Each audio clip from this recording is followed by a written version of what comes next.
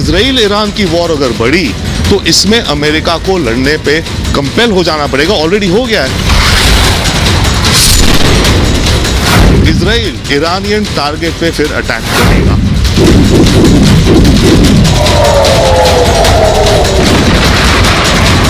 ये जश्न ज्यादा लास्ट नहीं करेगा। मेरे को लगता है इजरायली सेना अपना कार्रवाई करेगी।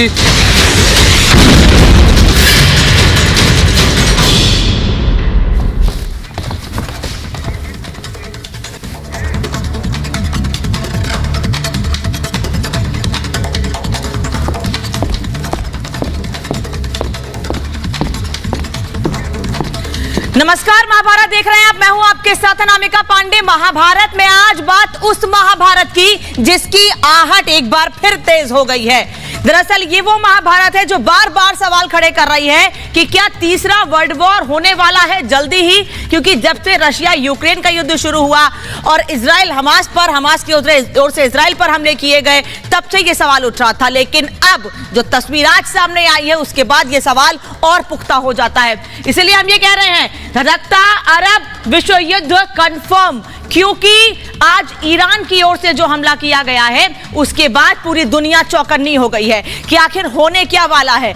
अमेरिका का डबल स्टैंडर्ड सामने आता है, तो वहीं दूसरी ओर इजराइल कह रहा है कि अब हम पर हमला हुआ है, हम जवाब देंगे। जबकि ईरान पर पिछले दिनों जो हमला हुआ था उसके लिए ईरान ने सीधे सीधे इजराइल को जिम्मेदार ठहराया, तो इजराइल ने कहा कि इसमें हमारा कोई रोल नहीं है। लेकिन ईरान ने उसी का बदला लिया है और कह रहा है हमारा बदला खत्म हो चुका है अब। और इसीलिए हम कह रहे हैं कि ईरान में धमाका होने वाला है क्या, क्योंकि इजराइल कह रहा है अब हमले हम तेज करेंगे। अरब में एक बार फिर महायुद्ध भड़का है, जिसकी तस्वीर आज बड़ी तस्वीर सामने आई है। ईरान ने इजराइल पर हमला कर दिया है और अब इजराइल तैयार बैठा है कि इसका बदला कैसे लिया जाए। इजराइल पर 300 मिसाइलें दागी गई हैं ड्रोन के जरिए, ये जानकारी मिल रही है। इजरायली एयर स्ट्राइक के जवाब में हमला किया गया है, ये दावे किए जा रहे हैं ईरान की ओर से। वहीं सीरिया में ईरानी एम्बेसी पर एयर स्ट्राइक किया गया था, ये कहा जा रहा था और इसके आरोप सीधे सीधे इजराइल पर लगाए गए। ईरान के 2 टॉप कमांडर समेत 13 लोग इसमें मारे गए थे। इसी का बदला लेने के लिए दोनों देशों में जंग की तस्वीर निकलकर सामने आई। जंग तेज हो रही है, एक दूसरे पर हमले, लेकिन ईरान कह रहा है हमारा बदला पूरा हो चुका है। किसी भी वक्त पलटवार कर सकता है इजराइल, क्योंकि इजराइल भी अब बड़े हमले की योजना बना रहा है। पीएम नेतन्याहू ने अपनी फौज को पूरी तरह से अलर्ट कर दिया है। एक तरफ हमास के आतंकियों को खत्म करने के लिए इजराइल बड़े कदम लगातार उठा रहा है, और अब एक और खतरा, यह जो कहे कि लगातार खतरे बढ़ते जा रहे हैं, वो है ईरान। आईडीएफ ने कहा है कि चंद घंटों में ईरान को हम जवाब देंगे। कैसा जवाब, कितना बड़ा हमला होगा, क्या और देशों का उसमें रोल रहने वाला, इन सब पर बातचीत करेंगे आज हम। ईरान की 99% ड्रोन मिसाइलों को मार गिराया है, ये कहना है आईडीएफ का। और आज जो हमले की तस्वीरें सामने आई हैं, आज दिन भर जो निकलकर सामने आया है, उस बीच एक बड़ी तस्वीर आपको मैं दिखाती हूं कि कैसे ईरान ने ड्रोन मिसाइलें दागी हैं। ये देखिए, पूरा अंधेरा है और रात में अंधेरे के वक्त 300 ड्रोन मिसाइलों से हमला किया गया है। इजराइल पर एयर स्ट्राइक की गई है बाकायदा, और एयर स्ट्राइक ड्रोन से की गई है। ड्रोन से हमले ये किए गए हैं। ईरान ने बैक टू बैक ड्रोन मिसाइलें दागी हैं। देखिए किस तरीके से बाकायदा टारगेट करके इन जगहों पर बैक टू बैक हमले किए गए हैं, और इन्हीं हमलों से अब इजराइल और ज्यादा आग बबूला हो गया है। इसीलिए इजराइल की ओर से कहा जा रहा है कि किसी भी वक्त अपनी योजना को कामयाब कर सकते हैं, यानी किसी भी वक्त बड़ा हमला किया जा सकता है ईरान पर इजराइल की ओर से। अब एक और तैयारी आपको मैं दिखाऊंगी, लेकिन उससे पहले आपको दिखाते हैं कि कैसे इजराइल की मौत के नारे लगे हैं। ये ईरान की संसद के भीतर नारे लगे हैं, और केवल संसद के भीतर नहीं बल्कि सड़क पर भी जश्न मनाया गया है। ये संसद के भीतर की, ईरान के संसद के भीतर की तस्वीर है जश्न की। सड़कों पर भी यही तस्वीर निकलकर सामने आई। और वहीं अमेरिका की मौत के भी नारे आज ईरान की संसद के भीतर लगे हैं। और अभी आपको दिखा रही हूं कि कैसे सड़कों पर जश्न मनाया गया है। ये भी आपको मैं तस्वीर दिखा रही हूं। महिलाएं भी सड़कों पर उतरी हुई हैं। लेकिन सवाल यह है कि जब अमेरिका ये कहता है कि ईरान ने अगर हमला किया तो इसका खामियाजा भुगतना होगा, इसका मतलब क्या है? क्योंकि पिछले दिनों ईरान और अमेरिका के रिश्ते बेहतर होने की खबरें सामने आई थी, और अब इस तरह की तस्वीर या इस तरह की की बातें कही जा रही हैं तो कई सवाल उठ रहे हैं। ये आप तस्वीर देख रहे हैं इस वक्त की कैसे महिलाएं सड़कों पर उतरी हुई हैं और ये इसलिए उतरी हैं कि ये जश्न मना रही हैं। और ऐसी ही तस्वीर ईरान की संसद के भीतर से भी सामने आई है, जहां इजराइल की मौत के नारे और अमेरिका की मौत के नारे लगे हैं। और अमेरिका ने सीधे सीधे ईरान को चेतावनी दे दी है कि ईरान ने जो हमला किया है उसका खामियाजा ईरान को भुगतना होगा।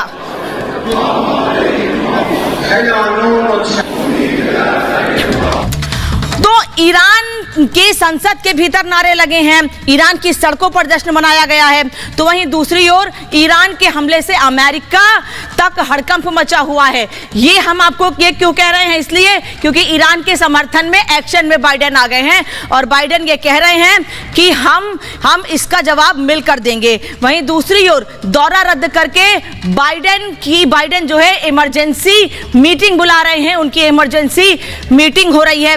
G7 देशों के साथ ईरान के इस हमले को लेकर योजना बनाई जा रही है कि कैसे आगे और कदम उठाए जाएं। पलटवार की कार्रवाई की तैयारी की जा रही है अमेरिका की ओर से। हालांकि कहीं भी कोई युद्ध होता है तो उसमें अमेरिका सीधे तौर पर नहीं लेकिन बैकडोर से किस तरह से उस पर बयान देता है और कई बार खुलकर सामने आता है, यह हम लगातार आपको बताते रहे हैं। बाइडेन नेतन्याहू के बीच फोन पर भी बातचीत हुई है क्योंकि इजराइल को अमेरिका हमेशा से समर्थन देता रहा है और यह जानकारी मिल रही है कि 25 मिनट तक यह बातचीत हुई है कि आगे क्या करना है, क्या किया जाना है। वही खबर यह भी है कि अमेरिका ने कई ईरानी हमलों को नाकाम करने में इजराइल की मदद भी की है और केवल अमेरिका ही नहीं बल्कि ब्रिटिश सेना को लेकर भी कहा जा रहा है कि ब्रिटिश सेना ने भी इन ड्रोन हमलों को नष्ट करने में, खत्म करने में मदद की है। वहीं दूसरी ओर यह भी कहा जा रहा है कि 70 ईरानी ड्रोन और 3 बैलिस्टिक मिसाइलों को तबाह कर दिया गया है और साथ ही ये भी दावे किए जा रहे हैं कि आने वाले समय में अमेरिका खुलकर पूरी तरह से सामने आ सकता है। अब अमेरिकी फाइटर जेट ने भी ईरानी हमले रोके हैं, ये जानकारी मिल रही है। भूमध्य सागर में अमेरिका के 2 वॉरशिप भी तैनात कर दिए गए हैं। हालांकि ये पहली बार नहीं है, इसके पहले भी लगातार वॉरशिप तैनात करने की तस्वीरें सामने आती रही हैं जब इजराइल ने हमास के आतंकियों को नष्ट करने के लिए पूरी तरीके से तैयारी कर रखी थी। अब इस बीच एक और बड़ी खबर आपको बता दूं, इजराइल किसी भी वक्त हमला कर सकता है। ईरान पर बड़े हमले की तैयारी में है इजराइल। हालांकि ईरान ये कह रहा है कि अब हमारी ओर से हमले नहीं होंगे, लेकिन अगर हमारे लिए खतरा पैदा होता है तो जवाब देने में भी पीछे नहीं हटेंगे। ईरान की ओर से ये बातें कही जा रही हैं। वहीं दूसरी ओर इजराइल ये कह रहा है कि हमने पूरी तैयारी कर ली है और हम किसी भी वक्त ईरान पर बड़ा हमला कर सकते हैं। तो दोनों ओर से एक अपने आप को मजबूत करने के दावे किए जा रहे हैं। वहीं इन हमलों के बीच अमेरिका का खुलकर रुख क्या रहता है, क्योंकि अभी तक अमेरिका ने ईरान को चेतावनी दी है। क्या खुलकर इजराइल के समर्थन में आके खुलकर अमेरिका इस युद्ध में उतरेगा, क्योंकि अमेरिका में चुनाव भी होने वाले हैं, उससे जोड़कर भी इन सब चीजों को देखा जा रहा है। लेकिन आज क्या हुआ है ये हम आपको बता रहे हैं विस्तार से इस रिपोर्ट में, और दोनों ओर से दावे क्या किए गए, कितने बड़े हमले किए गए हैं, इस रिपोर्ट में देखिए।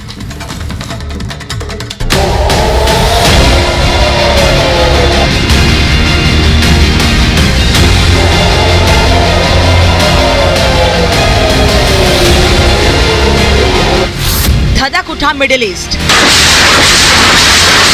महायुद्ध में आया नया ट्विस्ट।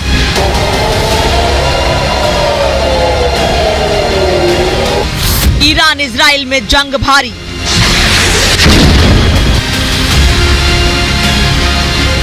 विश्व युद्ध की आ गई बारी।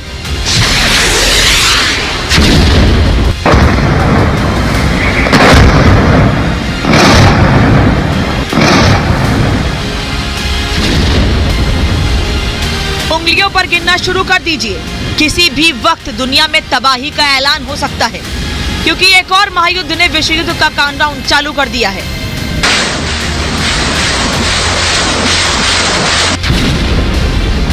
मिडिल ईस्ट में कई महीनों से इजराइल और हमास की खूंखार लड़ाई के बीच इस जंग में अब ईरान खुलकर उतर आया है। उसने इजराइल पर 300 मिसाइल और ड्रोन से हमला कर दुनिया में हलचल मचा दी है।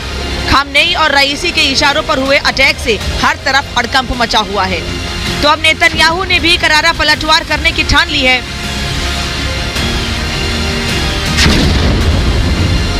ये जश्न ज़्यादा लास्ट नहीं करेगा।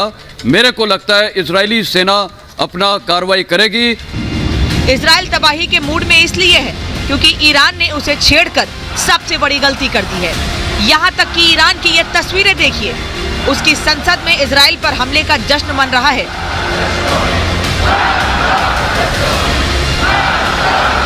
डेथ टू इजराइल और डेथ टू अमेरिका के नारे लग रहे हैं, यानी इजराइल अमेरिका को मौत देने का ऐलान हो रहा है।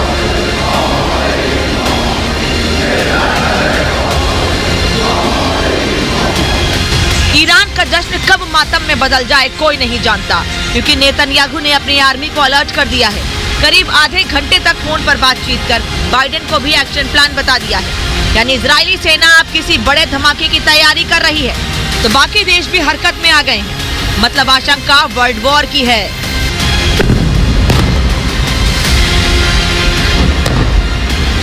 इजराइल में स्कूल कॉलेज बंद कर दिए गए, भीड़ जुटने सभाओं पर रोक लगा दी गई है। अमेरिका के 2 वॉरशिप भी मूवमेंट कर रहे हैं। ब्रिटेन ने मिडिल ईस्ट में जंगी तैनाती बढ़ाई। ब्रिटिश एयरफोर्स जेट और फ्यूल टैंकर भेजे। जॉर्डन ने कहा ईरानी मिसाइलें ध्वस्त करेंगे। यानी बाइडेन और नेतन्याहू ने तैयारी पूरी कर ली है। बाइडेन ने G7 की मीटिंग भी बुलाई, मतलब कुछ बड़ा होने वाला है, क्योंकि इजराइल अब चुप नहीं बैठेगा। इजराइल ईरान की वॉर अगर बढ़ी तो इसमें अमेरिका को लड़ने पे कंपेल हो जाना पड़ेगा। ऑलरेडी हो गया है जब उसने डिफेंस करके ईरान के मिसाइल्स और इनको गिराया है। तो ये चैलेंजेस है अमेरिका के सामने, बट इजराइल भी कुछ करेगा। हो सकता है अभी आज ना करे, कल ना करे, पर हफ्ते बाद, 3-4 दिन बाद इजराइल किसी एक टारगेटेड ईरानियन टारगेट पे फिर अटैक करेगा, क्योंकि अब दोनों की साख और प्रेस्टीज पे आ गया है ना। नेतन्याहू रुकने वाले नहीं है। आईडीएफ ने चंद घंटों की मोहलत दी है, तो ईरान भी चुनौती दे रहा है। ईरानी प्रेसिडेंट रईसी ने कहा है कि हमारी सेनाएं क्षेत्र में सभी गतिविधियों पर नजर रख रही हैं, और अगर इजराइल कोई हमला करता है तो हम जवाब देंगे। जब दुनिया में रूस, यूक्रेन, इजराइल, हमास की जंग जारी है, तो ईरान इजराइल का महायुद्ध क्या वर्ल्ड वॉर की शुरुआत है? Bureau report, Republic Bharat. तो दुनिया में जब भी किसी पर हमले होते हैं, कोई देश दूसरे देश पर हमले करता है, तो सीधे सवाल उठ जाता है कि क्या ये विश्व युद्ध की आहट है? हर बार ये सवाल उठता है। इसी पर बातचीत के लिए मेहमान मेरे साथ जुड़े हैं, परिचय करा दूं।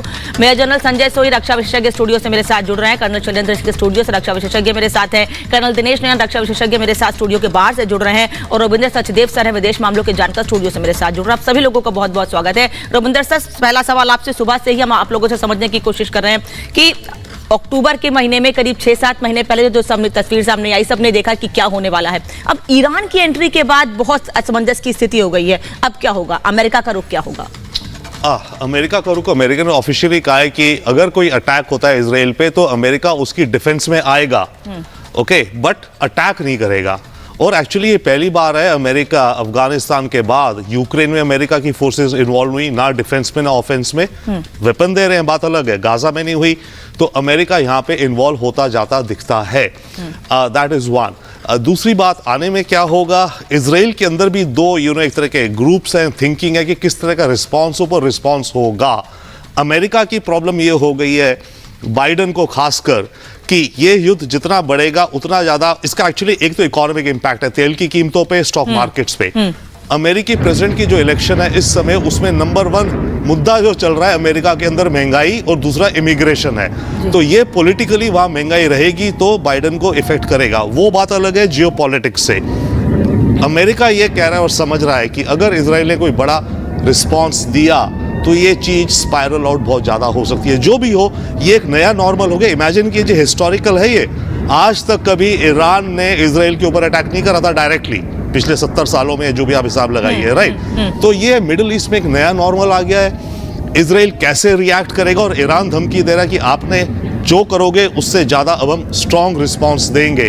तो सारे मिडिल ईस्ट के देश, यूरोप के देश, अमेरिका, आई थिंक प्रयास में भी ये है कि ये एस्केलेट ज्यादा ना हो, बट चांस ये है कि एस्केलेट होगा, क्योंकि इजराइल अभी नहीं तो कुछ दिनों में अटैक करेगा। खास करके इजराइल का निशाना है बाय द वे ईरान के न्यूक्लियर वेपन्स को लेके। अगर ये गाजा जंग ना भी हो रही होती ना अक्टूबर से, क्योंकि ईरान का न्यूक्लियर वेपन प्रोग्राम काफी आगे जा रहा है, इजराइल ने ठानी भी है कि ईरान को न्यूक्लियर वेपन पावर नहीं बनने देना, तो ये दोनों चीजें कंबाइन हो रही हैं अब इजराइल के लिए। ठीक है, मैं मेजर जनरल सोई आपके पास आऊं, उससे पहले एक बड़ी खबर बता देती हूं। ईरानी हमले के बाद इजराइल में मौजूद भारतीय एम्बेसी ने एडवाइजरी जारी कर दी है। भारतीय एम्बेसी ने एडवाइजरी जारी की है। इजराइल में रह रहे सभी भारतीय नागरिकों को शांति बनाए रखने और सुरक्षा प्रोटोकॉल का पालन करने को कहा गया है। दूतावास ने कहा है कि हम क्षेत्र में तनाव पर अपनी नजर बनाए हुए हैं। हमारे अधिकारी ईरान की अथॉरिटी और भारतीय समुदाय के संपर्क में हैं। उनकी सुरक्षा हमारी प्राथमिकता है। मेजर जनरल सोई, भारत ने एडवाइजरी जारी कर दी है, लेकिन हालात अक्टूबर से ही वहां पर खराब हैं और ऐसा इजराइल की स्थिति इस वक्त ऐसी है कि चारों तरफ से दुश्मनों से घिरा हुआ है, तो गलत नहीं होगा सर, तो हालात तो वहां और खराब होंगे ना फिर अभी। नहीं, बिल्कुल अनामिका जी, आप बिल्कुल ठीक कह रही हैं। देखिए 7 अक्टूबर के बाद से ही अभी तक जो जंग चल रही थी, वो देखा जाए तो ईरान और इजराइल के बीच में जंग चल रही थी, लेकिन ईरान अपनी कठपुतलियों के द्वारा, हमास, हिजबुल्लाह, हूथी, इनके द्वारा इजराइल के ऊपर हमले कर रहा था। अब ये 1 अप्रैल के बाद जब हमला हुआ है दमस्कस में उनके काउंसलेट पर, तब ईरान ने कहा कि हमारी ज़मीन पर हमला किया गया। अब उन्होंने डायरेक्ट हमला किया। ये एक लेवल अलग हो गया, यहाँ पर कहानी चेंज हो गई। और जिस प्रकार के वेपन्स का इस्तेमाल किया गया, cruise missile, ballistic missile, drones और रॉकेट्स का इस्तेमाल तो हिजबुल्लाह और हमास भी कर रहे थे, लेकिन क्रूज मिसाइल, बैलिस्टिक मिसाइल का इस्तेमाल करना एक नेक्स्ट लेवल ले जाता है। और किसी देश का दूसरे देश पर हमला करना, ये लड़ाई को अलग लेवल पे ले जाता है। यही कारण है कि आज पूरी दुनिया में तहलका मचा हुआ है। चाहे वो G7 के साथ मीटिंग है, मिडिल ईस्ट में हर कंट्री सोच रहा है, हर कंट्री एडवाइजरी इशू कर रहा है, फ्लाइट्स रद्द की जा रही हैं इजराइल के लिए, ईरान के लिए। आगे क्या होगा पूरे सब समझ नहीं पा रहे हैं, क्योंकि ईरान के लिए एक तरह से ये इज्जत का सवाल था कि जब उसके एम्बेसी पर हमला हुआ तो कुछ ना कुछ तो करना था उसने। 2 तरीके थे, या तो वो इनके द्वारा हमला और बढ़ाता, हिजबुल्लाह हूथी के द्वारा, या खुद हमला करता। अब यहाँ जो खुद हमला किया है इन्होंने, तो इनको शायद ये पता भी होगा कि ज़्यादातर डिस्ट्रॉय हो जाएंगे, क्योंकि यही कारण है कि उस चीज़ को अवॉइड करने के लिए उन्होंने अलग अलग weapon system, missile system use किए। क्रूज के लिए अलग एयर डिफेंस सिस्टम चाहिए होता है, बैलिस्टिक के लिए अलग एयर डिफेंस सिस्टम चाहिए होता है, ड्रोन्स के अलग तरह का चाहिए होता है। लेकिन इजराइल के पास हर तरह के different layer of air defence system है, चाहे वो आयरन डोम हो, एरो हो, डेविड स्लिंग हो, या फिर पैट्रियट और थर्ड भी उनको लगाया हुआ है। साथ ही साथ अमेरिका ने जॉर्डन में और बाकी जगहों पर अपना एयर डिफेंस को और स्ट्रॉन्ग कर दिया था। काफ़ी ज़्यादा संख्या में मिसाइल्स और ड्रोन्स तो इजराइल की सीमा के पहुंचने से पहले ही रास्ते में ही बर्बाद कर दिए गए, जिसमें अमेरिका और इंग्लैंड का भी काफ़ी मदद रही है और उन्होंने फिजिकली भी डिस्ट्रॉय किए हैं। साथ ही साथ इजराइल का अपना डिफेंस सिस्टम है, उन्होंने डिस्ट्रॉय किया है। और उसी डिफेंस सिस्टम पर लेकर मेरा अगला सवाल भी होगा सर। कर्नल नयन भी मेरे साथ हैं, कर्नल सिंह भी मेरे साथ हैं, लेकिन बड़ी खबर बता दूं इस बीच, इजराइल ने लेबनान पर एयर स्ट्राइक किया है। पूर्वी लेबनान के बालबेक में ये हमले किए गए हैं।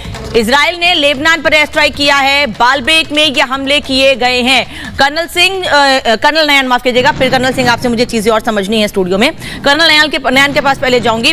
जो बात कह रहे थे मेजर जनरल सोई, मैं उसी को आगे बढ़ा रही हूं, उसी पर सवाल पूछ रही हूं आपसे कि इजराइल का डिफेंस सिस्टम स्ट्रांग है, ये सब जानते हैं डिफेंस सिस्टम स्ट्रांग है, लेकिन आज ये भी दावे किए जा रहे हैं, ये बातें भी कही जा रही हैं कि जो इजराइल पर हमले हुए हैं वो कम हुए हैं, वो अटैक हमने हल्के कर दिए हैं, क्योंकि ब्रिटिश की सेना ने, अमेरिका ने और कई दूसरे मित्र देशों ने इजराइल की मदद की है। उसका यह डिफेंस सिस्टम स्ट्रांग है, लेकिन उनकी मदद से, दूसरों की मदद से भी उन पर हमले हल्के हुए हैं, दूसरे देशों की मदद से। देखिए हिमानी, जो सिचुएशन डेवलप हो रही है उसमें एक बात तो बिल्कुल क्लियर है कि अमेरिका ही नहीं, जर्मनी हो, फ्रांस हो, आपका इंग्लैंड हो, ये सभी पूरे यूरोपियन कंट्रीज जो है इस हमले की निंदा कर रहे हैं। यूनाइटेड नेशन इसकी निंदा कर रहा है और इसके खिलाफ सभी एक्शन में आ चुके हैं। देखना यह है कि जो इजराइल के अंदर अभी मीटिंग्स चल रही हैं इसके बाबत जो अटैक हुआ है इनके ऊपर, और साथ ही साथ जो अमेरिका के साथ इनकी बातचीत चल रही है उसके ऊपर, अब ईरान के ऊपर ये कहां पे जाकर के अटैक करने की कोशिश करेंगे। मेरा मानना है इस मौके का फायदा अमेरिका बहुत पहले से सोच रहा था, कैसे करके मैं ईरान की जो न्यूक्लियर साइट्स है इनको तबाह किया जाए। और मैं समझता हूं ईरान ने जो ये डायरेक्ट अटैक करके अब इजराइल के ऊपर ये मौका इनके हाथ में दे दिया है, और इस मौके को इजराइल और अमेरिका हिमानी किसी हालत में नहीं चुकेंगे। ये लोग ये छोड़ेंगे नहीं इनको इसमें। रही बात दूसरे देशों का एयर डिफेंस सिस्टम लगना, चाहे वो मेडिटेरियन सी में हो, रेड सी में हो, ब्रिटेन का हो, अमेरिका का हो, ये पहले से भी ये लोग सपोर्ट करते आए, चाहे हुती के अटैक थे या हिजबुल्लाह के अटैक थे। लेकिन अब तक ईरान छुप कर पर्दे के पीछे से गेम खेल रहा था। अब ईरान ने अपना पर्दा हटा दिया और खुद सामने आ गया।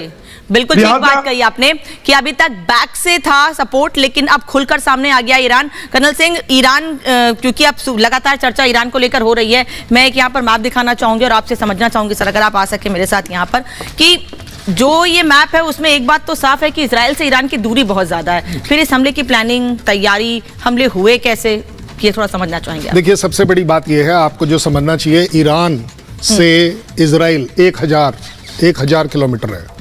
अगर वैसे स्पेसिफिकली बात करें, मैं बॉर्डर की बात कर रहा हूँ, मतलब बीच से तो आपको दूसरे अगर बीच से लेंगे तो तकरीबन 1700 किलोमीटर दूर है। और सबसे और बढ़िया बात यह है कि उसको एक कोई डायरेक्ट रूट नहीं मिलेगा अपने आप में। क्यों? क्योंकि इराक में यूएस बैठा हुआ है। हाँ। इस पूरे मिडिल ईस्ट के एरिया में यूएस के 28 बेसेस हैं, मिलिट्री बेसेस जिसको बोलते हैं। कहीं से भी कोई भी कंट्री जो ईरान के सपोर्ट में उतरने की कोशिश करेगी वो ऑलरेडी न्यूट्रलाइज्ड है। सबसे बड़ी बात जो कर्नल नैन ने कही उसको हमें समझना चाहिए। अब तक एक घूंघट था इन दोनों की एनिमिटी के बीच में कि कौन किसको मार रहा है। आप हुती के थ्रू मार रहे थे, आप हमास के थ्रू मार रहे थे, उसको कामाकाजी ड्रोन दे रहे थे, मिसाइल दे रहे थे, वो सारी बातें ठीक है। अब पहली बार इवन ये जो सीरिया का जो अटैक इसने किया था इजराइल ने, उन्होंने ओन अप नहीं किया कि हमने किया है। लेकिन आज ईरान कॉर्नर हो गया, एक्सपोज हो गया, जो यूएस और इजराइल की स्ट्रैटेजी रही होगी कि यस, जब तक हम इसे कैसे मारें, क्योंकि पूरा वर्ल्ड ओपिनियन अगेंस्ट जाएगा। बस बहुत संक्षेप में एक से समझोगे, फिर मैं एक और तस्वीर यहां समझना चाहूंगी आपसे। इराक यूएस का मित्र है, सऊदी अरब से यूएस की दोस्ती अच्छी हो गई है, पिछले दिनों रिलेशन करने की बात सामने आई थी। फिर ये अटैक मतलब कहां से घुस के, किस तरीके से, ड्रोन के जरिए, एयर स्ट्राइक के हमले होते कैसे हुए? देखिए ये वाला पार्ट बिल्कुल क्लियर है कि अगर कोई भी मिसाइल अगर हमने ईरान से इधर छोड़नी है, ये पॉसिबल है, क्योंकि ये बाय एयर। इनको खतरा नहीं होगा? नहीं, इनको खतरा इसलिए नहीं होगा, ये इनके ऊपर नहीं है, क्योंकि पता होता क्या है, एज अ गुड गनर मैं आपको बताता हूं कि जैसे ही मिसाइल की ट्रेजेक्टरी को आप ट्रेस करते हो तो आपको ऑलरेडी पता है उसकी अपराइजिंग ट्रेजेक्टरी में कि वो जाएगी किधर। तो वो इधर नहीं आ रही है, ये इन दोनों को पता होता है, ठीक है। और ये इधर जा, लेकिन ये इंटरफेयर करेंगे सिर्फ in terms of neutralising it, कि उसको न्यूट्रलाइज कर ले। सो यहां पर यूएस को बड़ा क्लैरिटी से पता है कि ये दोनों कंट्री ओपनली ईरान के साथ कभी नहीं आएंगे, जो कि वर्बली हमें दिख भी रहा है।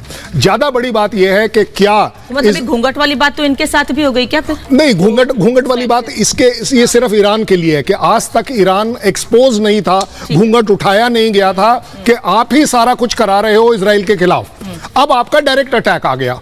अब जायज बात है कि इजराइल के पास एक मॉरल हाई है, एक्सक्यूज है, एक टेक्निकल रीजन आ गया उनके पास कि अब हम ईरान के ऊपर उनके न्यूक्लियर स्ट्राइक्स करेंगे, और न्यूक्लियर स्ट्राइक इसकी प्रायोरिटी नहीं है, वो यूएस की प्रायोरिटी है, जो कि वो चाहता है। इस चीज को भी समझूंगी आगे, और एक विजुअल भी दिखाएंगे, और भी मेहमान है उनसे मैं समझूंगी। लेकिन इस बीच एक और बड़ी खबर आपको बता दूं, क्योंकि इन हमलों को लेकर लगातार एक के बाद एक खबरें सामने आ रही हैं। इजराइल की अपनी स्ट्रैटेजी है, वहीं दूसरी ओर ईरान ने साफ कहा था कि ये हमले अब आगे हमारी तरफ से नहीं होंगे, लेकिन हाँ, अगर अटैक किए जाएंगे तो बदला जरूर लेंगे। ईरान को हमले से बड़ी खबर आ रही है। इजरायली राष्ट्रीय सुरक्षा मंत्री ने यह बड़ा बयान दिया है।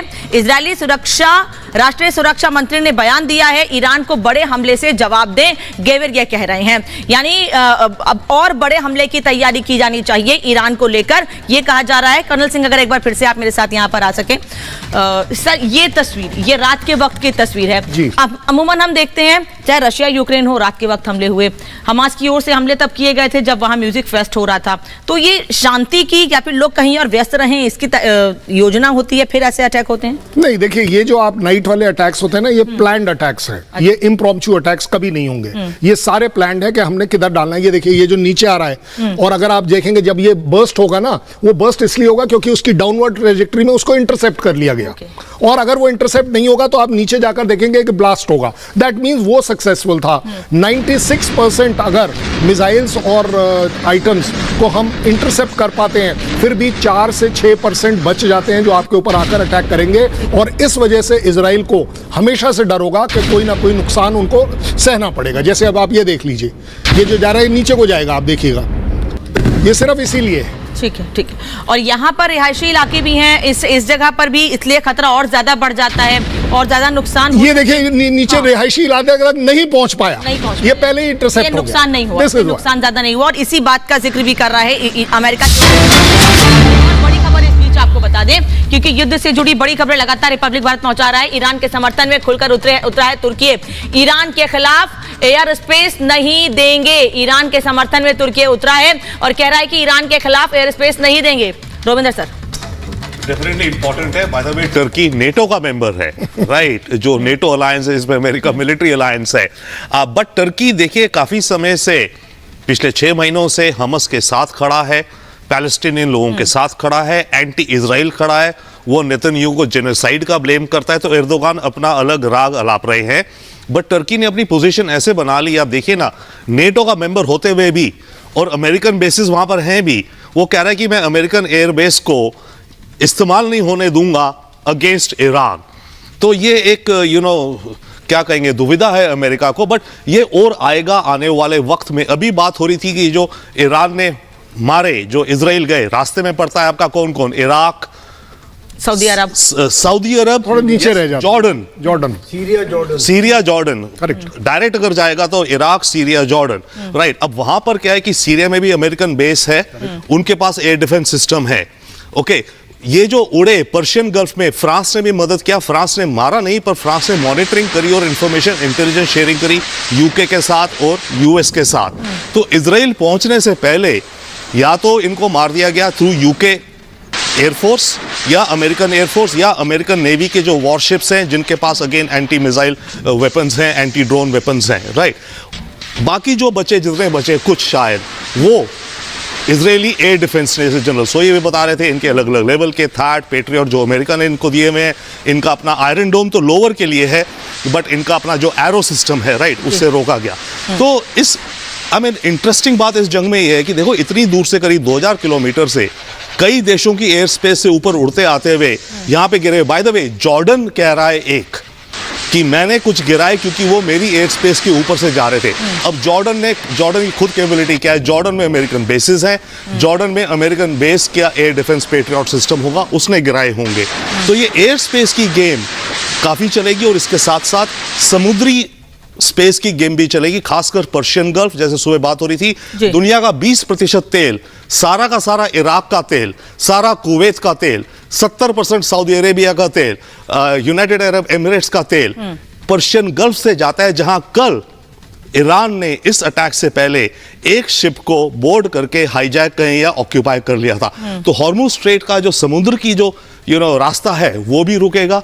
उसके चलते और प्रेशर्स बढ़ेंगे जाकर के वेस्टर्न, यूरोपियन और पूरी दुनिया में बढ़ेंगे एक्चुअली। तो बहुत डिसरप्शन होगी यहां पर आने वाले वक्त में। तो खासकर डिपेंड करेगा इजराइल कैसे रिएक्ट करता है। मेरा जनरल सुई, वर्ल्ड वॉर का सवाल बार बार जहन में इसलिए आता है, भारत के लोगों के मन में भी इसलिए आता है क्योंकि मीटिंग्स बुलाई जाती हैं, बार बार हमले तेज हो जाते हैं। अभी ये खबर आई कि G7 देशों की मीटिंग बुलाई गई है। अब उसमें कनाडा भी है, इटली भी है, जापान भी है, जर्मनी भी, यूएस खुद भी है। तो अब इस मीटिंग का क्या मतलब है? क्या कुछ रणनीति बनाई जाएगी कि कैसे ईरान को जवाब दिया जाए या इजराइल का समर्थन कैसे किया जाए? देखिए, ऐसा है कि एक तो अमेरिका जब लीड कर रहा है, अमेरिका ने इजराइल की सुरक्षा का पूरा वादा किया है और जिस प्रकार से उन्होंने निभाया भी है। यहाँ पर यूक्रेन की जैसी हालत नहीं थी।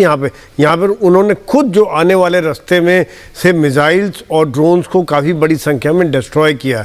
तो एक तो बात ये होगी। दूसरी बात ये, अभी बाकी देशों को भी अपने साथ रखना चाह रहे हैं, क्योंकि बीच में क्या हो गया, जब आप इजराइल की गाजा में लड़ाई चल रही थी तो काफ़ी यूरोप के देश अगेंस्ट होते जा रहे थे धीरे धीरे। इजराइल के काफ़ी आम आदमियों को मारा जा रहा है, एक कॉमन सिविलियन को मारा जा रहा है। दुनिया में एक अलग तरह की फीलिंग आ रही थी।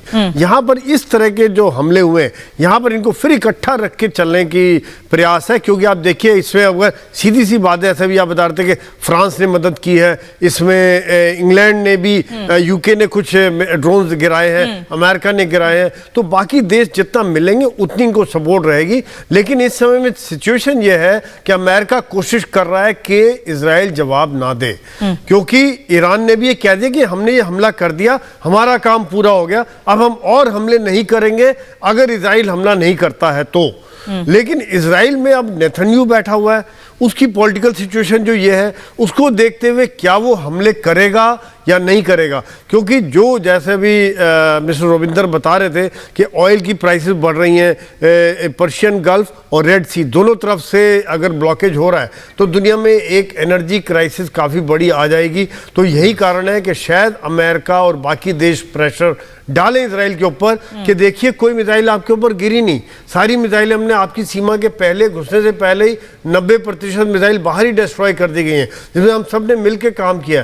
तो अब यहाँ पे ये मनाने वाली बात है, क्योंकि दुनिया की निगाहें यही रहेंगी कि अगर इसराइल बड़ा खतरनाक जवाब देता है तो फिर ईरान भी कुछ करेगा, फिर क्या रशिया, नॉर्थ कोरिया और टर्की या बाकी देश आ रहे हैं बीच में, तो ये लड़ाई बहुत फैल सकती है। जैसे आप कह रही हैं महायुद्ध या युद्ध और फैल जाएगा तो पूरी दुनिया के लिए बहुत बड़ा खतरा हो जाएगा। पिछली बार जो युद्ध हुआ था वो करीब इजराइल और हमास के बीच जो स्थिति थी 2014 में वो 50 दिन के आसपास रही थी। सर अगर करें तो ठीक कर दीजिएगा मुझे प्लीज आप। 50 दिन के आसपास थी, लेकिन ये बार इस बार जो युद्ध है, ये जो हमले हैं महीनों हो गए हैं इसको, लेकिन हमले रुकने का नाम नहीं ले रहे हैं। बड़ी खबर इस बीच आ रही है, इजराइल पर अटैक का नया वीडियो सामने आया है। ईरान ने मिसाइल हमले का वीडियो जारी किया है और ये वीडियो जारी करके ये दावे किए जा रहे हैं कि आने वाले समय में और ये हमले तेज किए जाएंगे। ईरान ने मिसाइल हमले का वीडियो जारी किया है, इजराइल पर अटैक का नया वीडियो सामने आया है और ये वीडियो जारी करके बार बार ये बता रहे हैं कर्नल सिंह, बार बार ये बता रहे हैं कि सर वॉल पे एक बार फिर से आइएगा मेरे साथ, फिर मैं कर्नल नयन के पास जाऊंगी क्योंकि स्टूडियो से बाहर है तो मैं उनसे चीजें नहीं समझ सकती हूँ, आपसे ही समझ सकती हूँ। और सर आप लोगों के पास वायर ऐसा है इस वक्त आप यहाँ आ नहीं सकते हैं। ये ऐसा वीडियो जारी किया गया है, थोड़ा सा आप इसको समझो। नहीं देखिए, वो जो दिखाने की ये देखिए, ये उन्होंने लॉन्च के टाइम का किया है। अच्छा। कोई भी मिसाइल जब वो लॉन्च कर रहे हैं ये उन्होंने अपने वीडियो जारी करने का क्या मतलब? This is propaganda. अभी आप और देखेंगे नए वीडियोस आएंगे, हो सकता है दो तरफ ये भी कह रहे हैं कि हम अटैक नहीं करेंगे, हमारा बदला खत्म हो गया। नहीं, उन्होंने ये नहीं बोला कि वो अटैक नहीं करेंगे। आपका बड़े हमारा अभी बदला खत्म हो गया है, हमारा अगर बदला आप हो करेंगे गया तब हम करेंगे। अब अगला जवाब हम उसके हिसाब से देंगे जो भी है। अब जैसे ये जो दिखा रहे हैं, this what they are trying to show है, ये जो लॉन्च हुआ और दूसरी साइड वो रात वाला दिखा रहे हैं जहां वो नीचे को गया। देखिए बड़ा सिंपल तरीका है, जहां आपको दिखाई दे गुब्बारा एक बादल का या धुएं का प्लस दैट आग, that mean that is the launch side. और जहां आप देखें कोई भी चीज ऊपर से लाइट करती हुई नीचे को आ रही है, दैट मींस ये उसके टर्मिनल साइड की है, that is amounting to Israel side. इसका मतलब दोनों जगहों पर उन्होंने कवर लगाया है। आप देखेंगे आज नहीं तो कल वीडियो आएगा जब वो डिस्ट्रक्शन भी दिखाएगा। कोई 1, 2, 4 मिसाइल जो भी रही होंगी वो डिस्ट्रक्शन की जरूर दिखाएंगे, चाहे वो प्रोपोगंडा के तौर पर उनके अपने यहाँ की हो।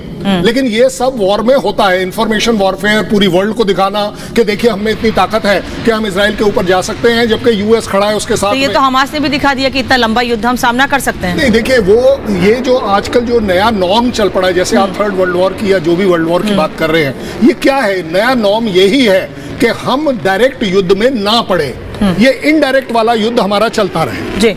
ये अब एक नया नॉर्म है वर्ल्ड में। ओके, जहां पर आप हमेशा देखेंगे कि कंट्रीज डायरेक्टली फिजिकली, यूएस कभी भी अपने ट्रुप्स भेजकर ईरान पर अटैक नहीं करेगा, वो भी इनडायरेक्ट ही करेगा।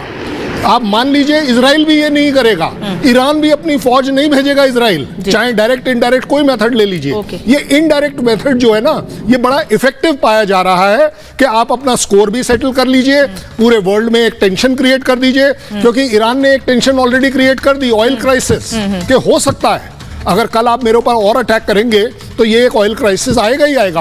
ऑलरेडी क्रूड ऑयल के रेट्स जो है वो बढ़ते चले जा रहे हैं, stock market rates have gone high, $16 बढ़ गया है पर शेयर 2 दिन के अंदर, इमेजिन करिए। तो ये एक प्रोपोगंडा वॉरफेयर भी चल रही है, साथ साथ इंफॉर्मेशन वॉरफेयर भी चल रही है। और आप बताइए कि ईरान का जर्नल यूएस को चैलेंज कर रहा है कि आप इसके बीच में मत आना, नहीं तो हम आपको डिस्ट्रॉय कर देंगे।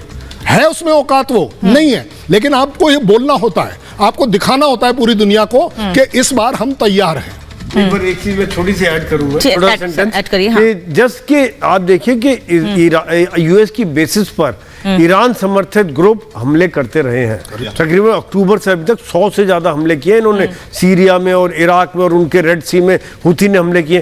तो ये ईरान में वो डर नहीं है इतना कि ठीक है वो मानते हैं कि यूएस ठोक देगा, लेकिन उसको ये पता है कि डायरेक्ट, जो आप बात कह रहे हो ना कि डायरेक्ट वाली बात, क्या यूएस डायरेक्ट आएगा? वो नहीं आएगा। यही कारण है कि इजराइल ईरान इतना बोल्ड हुआ पड़ा है। ठीक है, मैं कर्नल नयन के पास जाऊंगी, लेकिन इस बीच दोनों ही देशों की ताकत कितनी है ये एक ग्राफिक्स दिखा देती हूँ कि दोनों देश कितने कितने ज्यादा मजबूत हैं और किस आधार पर यह दावे किए जा रहे हैं कि अगर आपने हम पे हमला किया तो हम उसका जवाब देने से पीछे नहीं हटेंगे।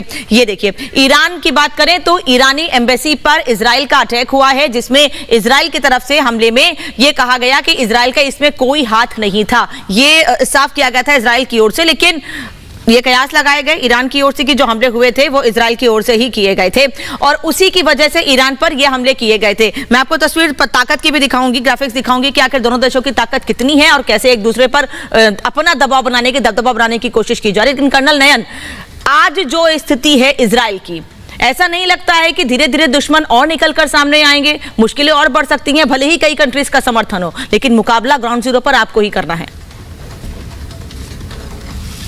बात सिर्फ इजराइल और ईरान के आपस के इस चलती हुई लड़ाई को देख के अगर हम देखेंगे ईमानी तो हम गलत हो जाएंगे। देखिए, इसके पहलू अलग अलग है। अभी कर्नल सिंह भी समझा रहे थे, इस क्षेत्र के अंदर इजराइल अमेरिका का प्रॉक्सी है, सबसे मजबूत, सबसे विश्वासपात्र, और ईरान की अगर काट करनी है अमेरिका को तो इजराइल को स्ट्रांग रखना पड़ेगा। सऊदी अरब उसका एक दूसरा जो है जगह हो गई। अब देखिए, इब्राहिम अकॉर्ड जो हुआ, चाहे वो सऊदी अरब था, यूएई था, बहरीन था, इन सब कंट्रीज के साथ इजराइल के संबंध अच्छे बनाने में अमेरिका लगा हुआ था। उसके साथ ही साथ G20 की जब शिखर वार्ता भारत में हुई, उस टाइम पे एक कॉरिडोर की बात की गई जिसमें सऊदी अरब से लेकर इजराइल को जोड़ते हुए और यूरोप तक एक अलग तेल का यानी ट्रेड का मार्ग खोलने की कोशिश की। ये थे ईरान की आंख की किरकिरी। रही बात अमेरिका और इजराइल का, उनकी आंख की किरकिरी है इजराइल का न्यूक्लियर जो वेपन का प्रोग्राम है वो। अब जो जियोपॉलिटिक्स बदली यूक्रेन के और रशिया के अटैक के बाद, अब आपस में लड़ाई के बाद, इधर चाइना, रशिया और ईरान ने गठबंधन बनाने की कोशिश की। जहां तक तुर्की का सवाल है, एर्दोगन का, ये तो बिना मतलब का बिन पैंदी का लोटा है, बस चाहता है कि कभी सऊदी अरेबिया या ईरान की लड़ाई के बीच में कहीं मुस्लिम आईओसी देश का कहीं ये प्रेसिडेंट बन जाए, शायद वहां तक ख्वाहिश रखता है और अनाप शनाप तरीके की हरकत करता रहता है। जहां तक सवाल है अभी ईरान और इजराइल के बीच का, देखिए अब अमेरिका को पहली बार एक ऐसा मौका मिला है जब इजराइल को वो जो न्यूक्लियर वेपन जो उसकी किरकिरी है, आग की किरकिरी है अमेरिका की, अब वो इजराइल के माध्यम से इस जगह अटैक करके न्यूक्लियर वेपन प्रोग्राम्स को जीरो कर सकता है, मिसाइल प्रोग्राम्स को जीरो कर सकता है। और इस स्टेज पे कोई ये कहे कि आईओसी के देश इकट्ठे हो जाएंगे, मेरा मानना है बिल्कुल नहीं। इन्होंने बहुत ट्राई किया, ईरान ने तुर्की की मदद लेके, कहीं पाकिस्तान की मदद लेके, आईओसी की मीटिंग्स बुला करके, सऊदी अरब को नीचा दिखा करके कि चलो सऊदी अरब को मजबूर किया जाए, मीटिंग बुलाओ, ये तो अमेरिका का प्रॉक्सी है, इस तरह की बातें करके। लेकिन किसी भी देश ने, जॉर्डन हो, मिस्र हो, चाहे आप बहरीन हो, यूएई हो, सऊदी अरब हो, कोई साथ नहीं दिया और ना ही देंगे, ना ही देंगे। मेरा मानना पहले लड़ाई थी कि अगर इजराइल और हमास की लड़ाई हो रही थी, हम सब ये कह रहे थे उस टाइम पैनल में कि इजराइल अटैक नहीं करेगा ईरान पे, क्योंकि नहीं तो मुस्लिम देशों को इकट्ठा होने का बहाना मिल जाए। सर, आप बहुत जरूरी बात कह रहे हैं, मैं सॉरी मैं आपको रोक रही हूँ बीच में, मैं वापस आपसे, लेकिन बड़ी खबर इस बीच आ रही है। जर्मनी ने ईरानी हमले पर लताड़ लगाई है। ईरान ने मिडिल ईस्ट को खतरे में डाला है, रसातल के किनारे पर धकेला है, ये जर्मनी कह रहा है। यूएस के बाद रविंदर सर अब जर्मनी का ये बयान, और G7 में इसी पर डिस्कस हो रहा है जिस पर मैं सवाल पूछ रही थी अभी। जी हाँ, डेफिनेटली G7 में एक चीज जो निकल के आएगी, कुछ होगा, ईरान पे कुछ सैंक्शंस और लगाए जाएंगे मोस्ट प्रॉब्ली, दैट्स वन। ठीक है। सेकेंडली, अगर मैं लॉन्ग व्यू लूं ना, मेरे ख्याल से आपके साथ में अक्टूबर 7 से काफी टाइम रहा, इजराइल इस समय गाजा में दलदल में फंस गया है। नेतन्याहू, उसको अटेंशन डाइवर्ट और डिस्ट्रैक्ट करना है अपना स्टेटस को, जहां वो अपने कोई ऑब्जेक्टिव अचीव नहीं कर पा रहा, इसके चलते उसने नॉर्थ का फ्रंट ज्यादा खोला। और यस, इजराइल के टारगेट में ईरान है पहले से और अभी भी है। गाजा वॉर ना भी होती तब भी ईरान टारगेट था, क्योंकि ईरान का न्यूक्लियर प्रोग्राम तेजी से बढ़ रहा है। तो ये जो पूरी प्रोसेस चल रही है, इसमें अब नुकसान किसको हो रहा है? बाय द वे, यूक्रेन को हो रहा है, क्योंकि यहां ज्यादा और वेपन्स जाएंगे, पैसा जाएगा, अटेंशन डाइवर्ट होगा, रशिया को फायदा होगा क्योंकि यूक्रेन को नुकसान हो रहा है। गाजा का मुद्दा को भी थोड़ा नुकसान होगा, क्योंकि गाजा के मुद्दे पे जो अटेंशन इस समय दुनिया का सारा आ गया था वो थोड़ा हट जाएगा और ये इजराइल का ऑब्जेक्टिव भी है। इस टेंशन पर सर मुझे याद है हम 7 अक्टूबर से ही लगातार 7 अक्टूबर 2023 से लगातार इस पर बात कर रहे हैं कि अब यूक्रेन को जो सप्लाई है आर्टिलरी की या जो मदद है और ज्यादा बढ़ेगी और रशिया यूक्रेन का युद्ध अभी और लंबा खींचेगा। सर आप सभी का बहुत बहुत धन्यवाद जुड़ने के लिए और इस पर बातचीत के लिए। सवाल बहुत हैं, समझने बहुत सी चीजें हैं, आगे भी आपसे समझेंगे। फिलहाल महाभारत में इतना ही।